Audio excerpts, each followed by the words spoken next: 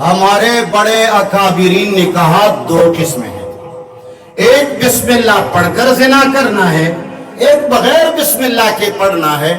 جو بسم اللہ پڑھے بغیر زنا ہو جائے وہ تو حرام ہے، لیکن بسم اللہ پڑھ کر کو متع کہا جاتا ہے وہ تو العیاذ باللہ صحابہ نے بھی کیا تھا۔ انا للہ و انا الیہ راجعون۔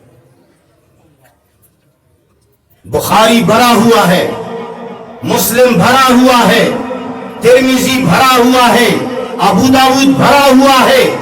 میں کہتا ہوں یہ ایران میں لکھی ہوئی کتابیں ہیں، اس کا یہ مقصد نہیں ہے کہ یہ ساری باتیں ایرانیوں کی ہیں، مگر یہ کتابیں ایرانی لکھی ہوئی ہیں۔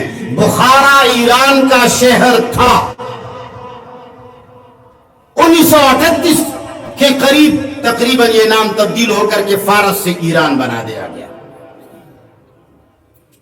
تو جب تقسیم کرو گے تو ایک چیز جائز دوسری ناجائز ہو جائے گی۔ سمجھ رہے ہیں کہ نہیں سمجھ رہے ہیں؟ بھائی شرک کی بھی بہت ساری قسمیں ہیں، یہ بھی شرک، یہ فلان شرک، یہ فلان شرک۔ تو ایک چھوٹا شرک ہے، یہ بڑا شرک ہے۔ سنا ہے یا نہیں سنا؟ جس نے سنا ہے ہاتھ کھڑا کرے جو ڈرتا نہ ہو۔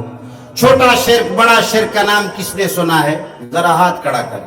میرے خیال میں تم سارے زمیندار آئے ہو یار، تمہیں تو پہلے کچھ بھی اللہ اکبر۔ شرک کی تقسیم بناتے ہیں، کہتے ہیں یہ چھوٹا شرک ہے، یہ بڑا۔ میں کہا کرتا ہوں ریشم کا بہت بڑا بکسا کپڑوں سے بھر دیجئے اور اس میں ایک چھوٹا سا ذرہ انگارے کا رکھ دیجئے، مگر چھوٹا سا انگارہ بڑا چھوٹا سا انگارہ، وہ چھوٹا سا انگارہ بکس میں نقصان دیتا ہے کپڑوں کو؟ ادھر دیکھو کاکا، کدھر دیکھ رہے ہو؟ یہ تو خوبصورت لڑکی بھی نہیں ہے، اگر خوبصورت لڑکی ہوتی تو آپ بے ہوش ہو جاتے۔